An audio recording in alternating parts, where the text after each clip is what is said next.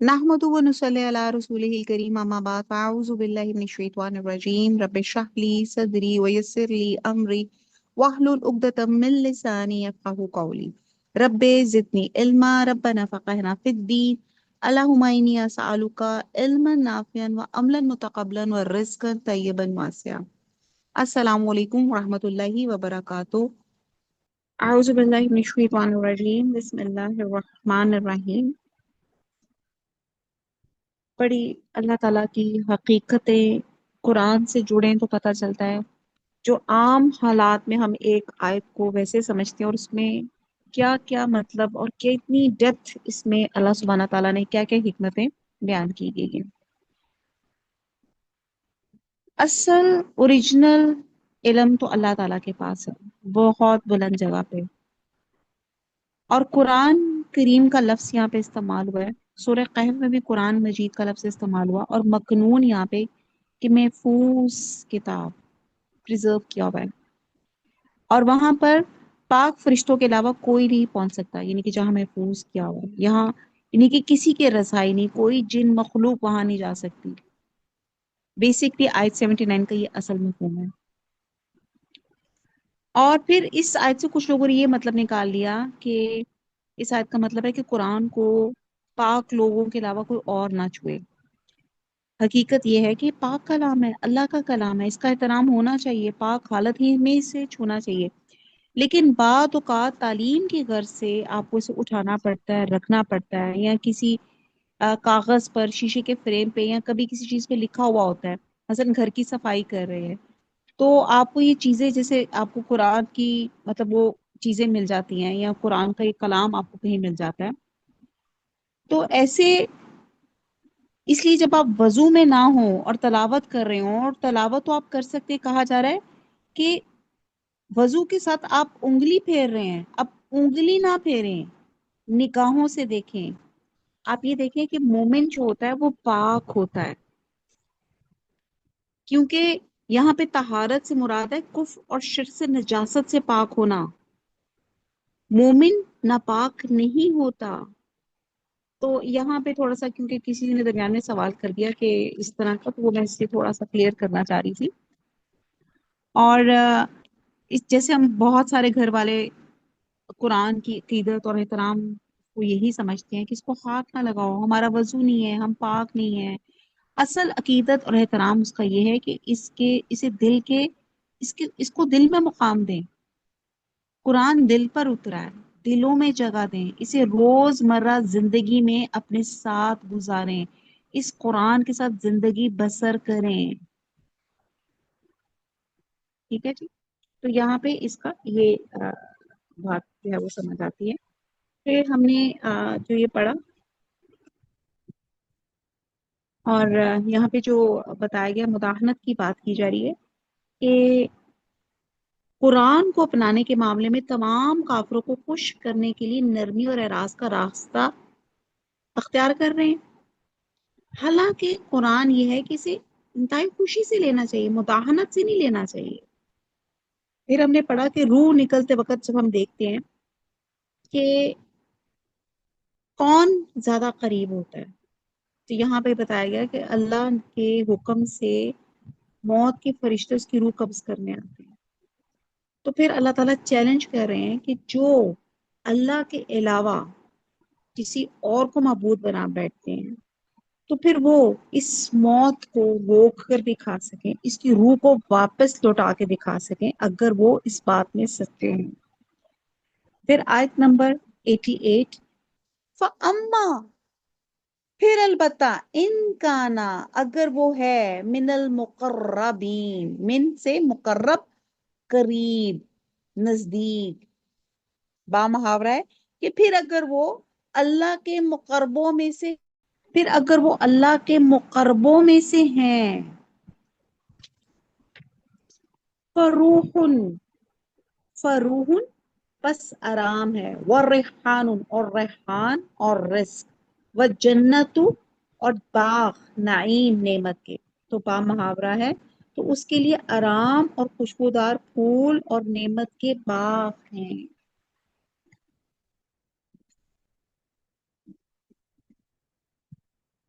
تو یہاں اللہ سبحانہ تعالیٰ موت کا منظر بیان کر کے انسان کی یہ بتا کے کہ وہ کتنا بے اختیار ہے، اور جن کو وہ خدا بنا کے بیٹھا ہے، اللہ کے ساتھ شرک کر رہا ہے، وہ تو اس کی روح بھی لوٹا نہیں سکتے، اور نہ وہ اللہ کے مقربین ہیں۔ تو جو ایمان والے ہیں، اللہ تعالیٰ کہہ رہے ہیں کہ ان کے لیے آرام، خوشبودار پھول اور نعمت کے باغ ہیں۔ اللہ سے اسی آیت کے وسیلے سے دعا مانگتے ہیں کہ اللہ تعالیٰ اللہم انی اسألک جنت الفردوس، اللہم انی اسألک جنت الفردوس، اللہم انی اسألک جنت الفردوس۔ پھر اللہ تعالیٰ آگے فرماتے ہیں وَأَمَّا، اور اگر ان کانا وہ ہے من اصحاب الیمین، داہنے ہاتھ والوں میں سے۔ اب اللہ تعالیٰ بتا رہے ہیں مراد ہے اگر وہ دائیں ہاتھ والوں میں سے ہے تو اسے کہا جائے گا فَسَلَامٌ، تو سلام، لَکَا، تیرے لیے، من اصحاب الیمین، داہنے ہاتھ والوں سے۔ اب یہاں پہ یہ جو آرام، رزق اور جنت و نعیم کی جو بات کی جا رہی ہے، ان کن کو ملے گا؟ اصحاب الیمین پہ۔ اس لیے کہا جا رہا ہے کہ اگر وہ دائیں ہاتھ والوں میں سے ہے تو کہا جائے گا تجھ پر داہنے ہاتھ والوں کی طرف سے سلام ہو۔ وہ اما، اور لیکن ان کانا، اگر ہے، من المکذبین، اگر وہ جھٹلانے والوں میں سے ہے، ضالین، گمراہوں میں سے۔ پھر اللہ کی حکمت، جہاں اللہ تعالیٰ خوشخبریاں، انعامات ذکر کرتے ہیں، نیکیوں کی طرف راغب کرتے ہیں، ساتھ برائیوں سے نفرت دلانے کے لیے جہنمیوں کا عذاب بھی بتا دیتے ہیں، اور جہنمی بھی کون ہوں گے، نافرمان کون لوگ ہوں گے، آیت نمبر 92۔ اور اگر وہ چھٹلانے والے گمراہوں میں سے ہیں، فنزول، نزول یہاں پہ ضیافت ہے، مہمان نوازی ہے، من حمیم، کھولتے ہوئے پانی کی۔ تو ان کی ضیافت کیسے کی جائے گی؟ ان کے لیے کھولتے پانی کی ضیافت ہے۔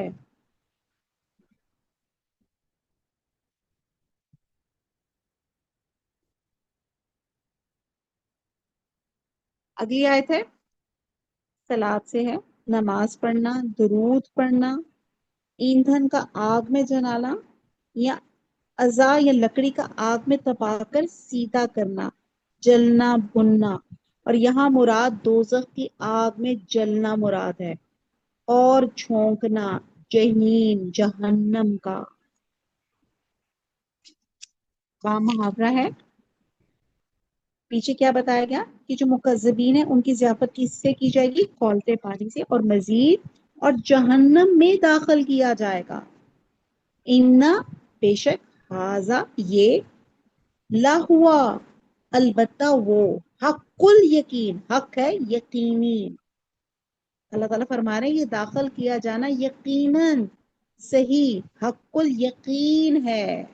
سورت کے آخر میں یاد دہانی کے طور پہ انہی تین گروہوں کا انجام کا ذکر کیا گیا، جس کو شروع میں اللہ سبحانہ تعالیٰ نے اسی آیت میں، اسی صورت میں بتایا گیا، مقربین، اصحاب الیمین اور اصحاب الشمال۔ تو یہاں بتایا گیا آیت نمبر 91 میں کہ اس آیت کی بھی تو مطلب ہے کہ اگر مخاطب دائیں ہاتھ والا سمجھا جائے تو اس کا مطلب وہی ہے جو ترجمے سے ظاہر ہے کہ اصحاب الیمین کی طرف سے تم لوگ مطمئن رہو، خاطر جمع رکھو، وہ یقیناً محفوظ اور مامون رہیں گے۔ جس طرح موت ایک اٹل حقیقت ہے، تم اس حقیقت کو غیر حقیقت بنانے پہ قادر نہیں رکھ سکتے، اسی طرح مقربین، اصحاب الیمین اور اصحاب الشمال، ان کا جو انجام ہے وہ بھی ٹھوس حقیقت ہے۔ اگر تم جھٹلاتے بھی ہو تو یہ اس طرح ٹل نہیں سکتا، نہ بدل سکتا ہے۔ لہٰذا اپنے آپ کو ڈاؤٹس میں نہ رکھو، دھوکہ نہ دو، بلکہ آنے والے وقت کی تیاری کرو۔ یہاں پہ اللہ تعالیٰ ان کا انجام بتا کے ہمیں برائیوں سے ہمیں ڈرا رہے ہیں، ہمارے انجام سے ڈرا رہے ہیں۔ سورت کے آغاز میں بھی اعمال کے لحاظ سے انسان کی جو تین قسمیں بیان کی گئیں، ان کا یہاں پھر ذکر کیا جا رہا ہے، اور یہ ان کی پہلی قسم ہے جسے مقربین کے علاوہ سابقین بھی کہا جاتا ہے۔ کیونکہ وہ نیکی کے ہر کام میں آگے آگے ہوتے ہیں اور قبول امان میں بھی دوسرے سے سبقت کرنے والے ہوتے ہیں، اور ان کی یہی خوبی کی وجہ سے وہ مقربین نے بارگاہ الہی مقرر قرار دیے گئے، اسی لیے ان کے لیے کہا گیا۔ اب آپ پھر سے اب دیکھیں کہ یہ جو آیت نمبر 89 تھی یہ ان لوگوں کے لیے تھی کہ وہ آرام، خوشبودار پھول اور نعمت کے باغ میں ہوں گے۔ پھر دوسری قسم کی عام مومنین کے لیے بیان کیا گیا، یعنی کہ یہ بھی جہنم سے بچ کے جنت میں جائیں گے، تاہم درجات میں سابقین سے کم ہوں گے، اور موت کے وقت فرشتے ان کو سلامتی کی خوشخبری دیں گے۔ پھر تیسری قسم،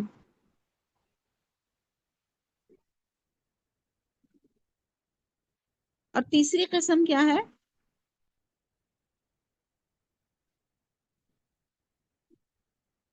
اصحاب المشعمہ، یعنی کہ بائیں ہاتھ والے، یہ حاملین نحوست ہیں، یہ اپنے کفر اور نفاق کی سزا اور اس کے نحوست عذاب جہنم کی صورت میں بھگتیں گے۔ حدیث میں آتا ہے کہ دو کلمے اللہ کو بہت محبوب ہیں، زبان پر ہلکے اور وزن میں بھاری: سبحان اللہ و بحمدہ، سبحان اللہ العظیم۔ تو اب اس کے ساتھ ہم اگلی آیت کو پڑھتے ہیں، جو آخری یہاں کی آیت ہے، آیت نمبر 96۔ فسب بھی، پس سب بھی تسبیح کر، بسمی نام کی، ربی کل عظیم، اپنے رب کی، عظیم ہے، عظمت والا ہے۔ با محاورہ آیت نمبر 96، کہ تم اپنے پروردگار پر بزرگ کے نام کی تسبیح کرتے رہو۔ اب یہاں اللہ سبحانہ تعالیٰ تینوں کیٹیگریز کو بیان کر کے، تین انسانوں کے درجات بیان کر کے، ان کے انجام بتا کے، اللہ تعالیٰ پھر کیا کہہ رہے ہیں؟ اپنے رب کی تسبیح کرو، سبحان اللہ و بحمدہ، سبحان اللہ العظیم۔ اور پھر ہم دیکھتے ہیں کہ حضرت داؤد علیہ السلام کے بارے میں آتا ہے کہ ان کے ساتھ پہاڑ بھی تسبیح کرتے تھے۔ تو دنیا کی ہر چیز اللہ کی تسبیح کرتی ہے، وہ ہمیں سمجھ نہیں آ رہی ہوتی، لیکن آپ دیکھیں کہ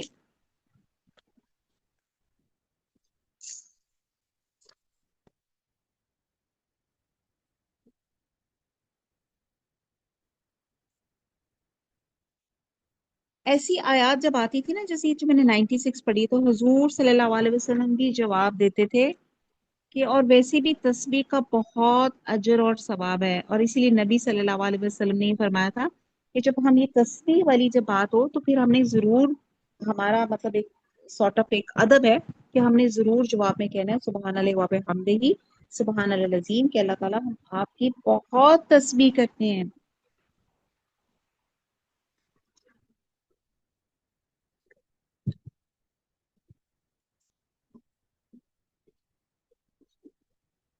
اللہ سبحانہ تعالیٰ وہی اول ہیں، یعنی کہ ان سے پہلے کچھ نہ تھا، وہی آخر ہیں، اس کے بعد کوئی چیز نہیں ہوگی، وہی ظاہر ہیں، یعنی کہ وہ سب پر غالب ہے، وہ سب پہ غالب ہے، اس پہ کوئی غالب نہیں، وہی باطن ہے، یعنی کہ باطن کی ساری باتوں کو اللہ سبحانہ تعالیٰ ہی جانتے ہیں۔ اور نبی صلی اللہ علیہ وسلم نے اپنی صاحبزادی فاطمہ کو یہ دعا پڑھنے کی تاکید فرمائی تھی،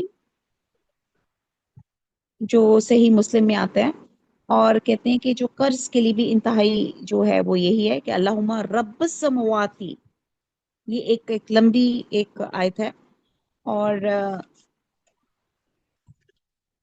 بہرحال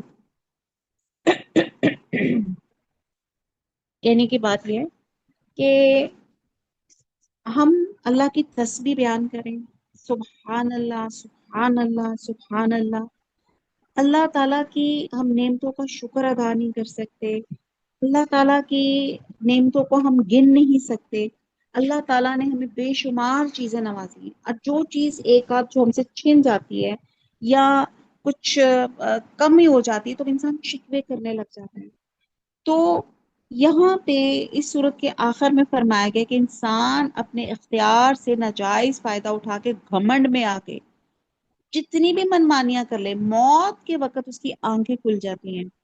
تو اے انسان، تیرے ماں باپ، تیری اولاد، تیرے جگر گوشے، تیرے پیارے تیری آنکھوں کے سامنے مرتے ہیں، تو بے بس دیکھتا رہتا ہے، تو ان کو بچا نہیں سکتا۔ اگر تو اپنے وعدے میں، اپنے دعوے میں سچا ہے کہ کوئی اللہ نہیں، تو آخرت، حساب کتاب نہیں، تو پھر ان کو بچا کیوں نہیں لیتا؟ تو ہر انسان مرنے کے بعد اپنا انجام دیکھ لے گا۔ تو ہمیں اللہ سے دعا کرنی چاہیے کہ اللہ تعالیٰ ہمیں بہترین انجام، اللہ تعالیٰ کلمہ طیبہ، اللہ تعالیٰ ایمان پہ ہماری، اللہ تعالیٰ جو ہماری سانس کا اختتام ہو لا الہ الا اللہ محمد رسول اللہ پہ ہو، اور اللہ تعالیٰ کی ہم تسبیح پڑھتے ہیں، ہم اس کا حق ادا نہیں کر پا سکتے۔ تو پاک ہے اللہ تعالیٰ ان تمام چیزوں سے جو لوگ شرک کرتے ہیں۔ اور اسی کے ساتھ، اس دعا کے ساتھ ہم اس صورت کا اختتام کرتے ہیں کہ اللہ تعالیٰ ہمیں توفیق دے اللہ کا شکر ادا کرنے کی، اللہ کی تعریف کرنے کی، اور اللہ تعالیٰ کے حکموں پہ چلنے کی۔ اللہ تعالیٰ مجھے اور آپ کو جب تک ہماری آخری سانس ہے قرآن اور سنت کے مطابق زندگی گزارنے کی توفیق عطا فرمائے، آمین۔ وما علینا الا البلاغ، سبحانک اللہم و بحمدک، نشہد لا الہ الا انت، نستغفرک و نتوب الیک۔ والسلام علیکم ورحمۃ اللہ وبرکاتہ۔